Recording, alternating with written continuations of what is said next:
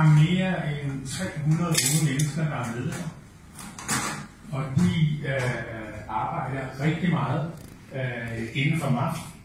I øjeblikket er det sådan, at der er en gruppe her i efterårsferien af unge mennesker, der er i Kenya og er rundt og hjælpe til. Så MAF og Copilot, det er noget helt nyt hos os.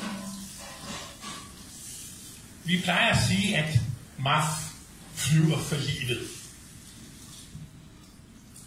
Og vi lander hvor som helst. Og prøv lige at se, det her, det er ikke et manipuleret billede. Den der airstrip, som vi kalder den, den er så skæv. Også til siderne, men også den måde, den er stejl på. Vi plejer at sige, at vi flyver og vi lander alle de steder, hvor andre ikke kan, eller andre ikke tør. Men hvorfor flyver vi? Jamen det gør vi, fordi at meget ofte, så ser vejen sådan ud der. Det er en hovedvej ind i her, bare sådan så I ved det. Det ligner det ikke meget. Nå, det må du undskylde. Så går jeg da bare herhen. Men man er ikke specielt gode til at vedligeholde tingene i den tredje verden. Og når jeg snakker om den tredje verden her, så er det typisk det bælte, der er hele vejen rundt om jorden. Det er ikke kun i Afrika. Det er hele vejen rundt om jorden. Man er ikke særlig god til det. Og det her billede har jeg mest fordi jeg synes, det er så komisk, at midt inde i Afrika, der kører der en rød lastbil, hvor der står lidt stykker på.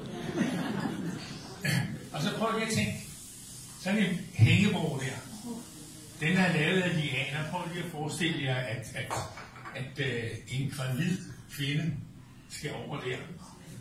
Rigtig mange af dem, vi flyver med, er gravide kvinder, hvor det er lige ved at gå galt, så de skal på hospitalet i en fart.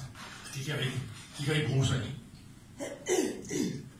Vi plejer at sige, at vi bruger minutter, der hvor der ellers er brug for mirakler. Og nu skal I se noget her. Det var lige lovlig mål.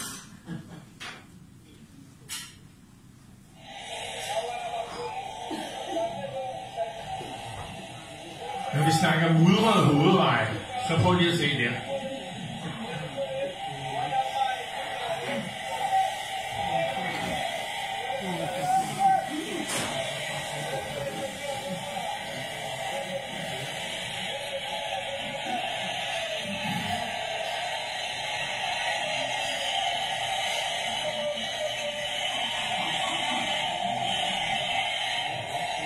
Hvis I prøver at lægge mærke til det, så er det jernstænger, der er mellem lastbilerne.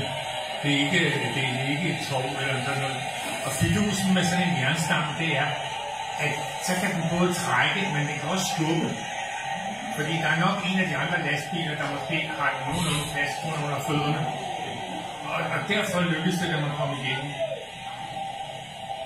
Men det tager jo en frygtelig tid. Men der er også andre måder at gøre det på. For eksempel kan man gøre sådan her. Jeg ved ikke, om vi kan se lastbilen inde under, men den er der. Men det er årsagen til, at MAF flyver. Og grundlaget, det er, at vi simpelthen er en international fælleskirkelig missionsorganisation, som yder hjælp. Vi er en kristen organisation, og vi ser det som vores opgave at være kristne på den måde, at vi hjælper andre mennesker.